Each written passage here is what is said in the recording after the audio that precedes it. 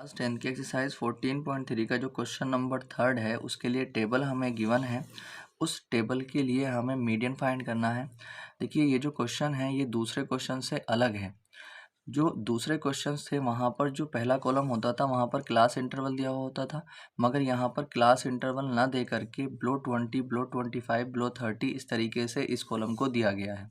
देखिए अगर कभी भी क्वेश्चन के अंदर बिलो बिलो का या मोर देन का जिक्र हो, ठीक है, तो आप सबसे पहले तो ये समझ जाएं कि जो सामने दूसरा कॉलम बना हुआ है वो एफ का नहीं है। जैसे मान लीजिए वहाँ पे क्लास इंटरवल दिया होता था तो तुरंत जो है सामने वाला जो है एफ हो जाता था, यानी फ्रिक्वेंसी वाला टेबल हो जा फ्रिक्वेंसी वाला कॉलम हो जाता था।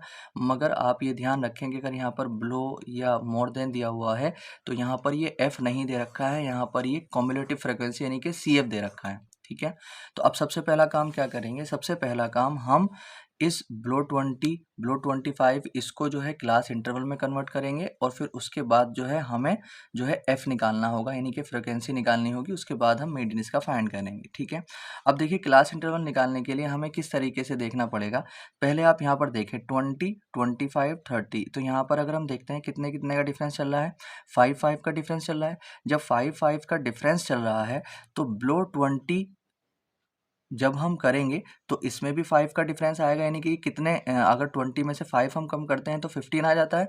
तो ये जो पहला क्लास इंटरवल शुरू होगा वो कहाँ से शुरू होगा, 15 टू 20। इनके दोनों के बीच का गैप कहाँ से देखा हमने, जितना इनमें गैप चल रहा था। ठीक है, और हमें बिलो 20 करना है तो 20 अपर लिमिट रहेगी और उसमें से 5 कम करके 15 आ जाएगा। ठीक है, अब अगला वाला 25 बिलो 25 था तो यहाँ पर 20 से 25 हो जाएगा। इसी तरीके से यहाँ पर ये हो जाएगा 25 से 30 हो जाएगा। ठीक है, यहाँ पर 30 से 35 हो जाएगा, यहाँ पर 35 से 40 हो जाएगा और यहाँ पर जो है 40 से 45 हो जाएगा।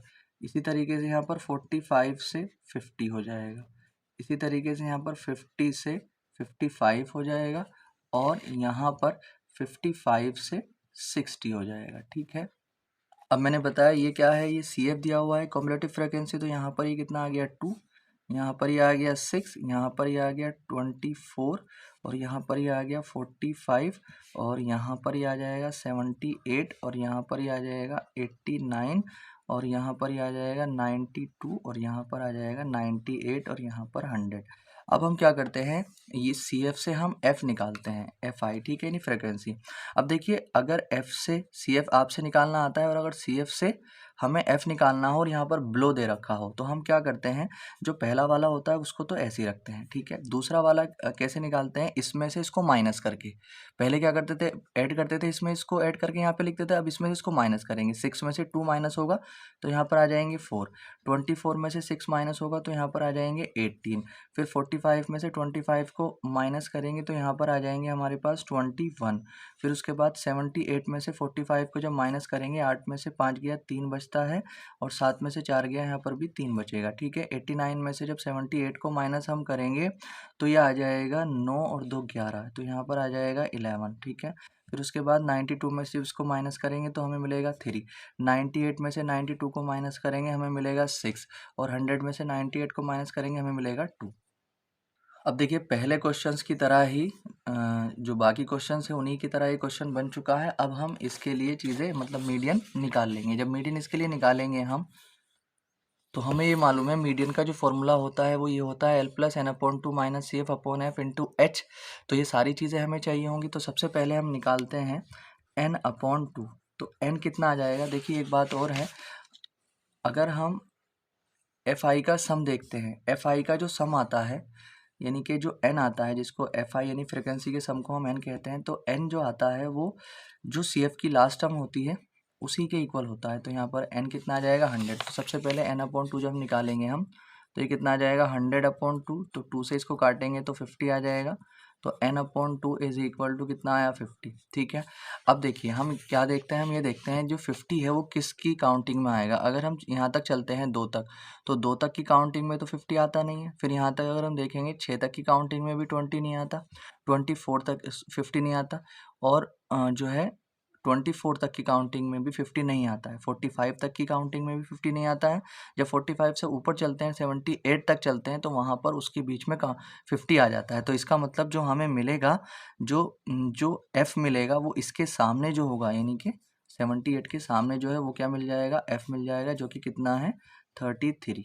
और इससे तुरंत ऊपर वाला जो हो जाता है वो क्या हो जाता है, सी एफ। तो सी एफ कितना हो जाएगा हमारे पास 45। ठीक है।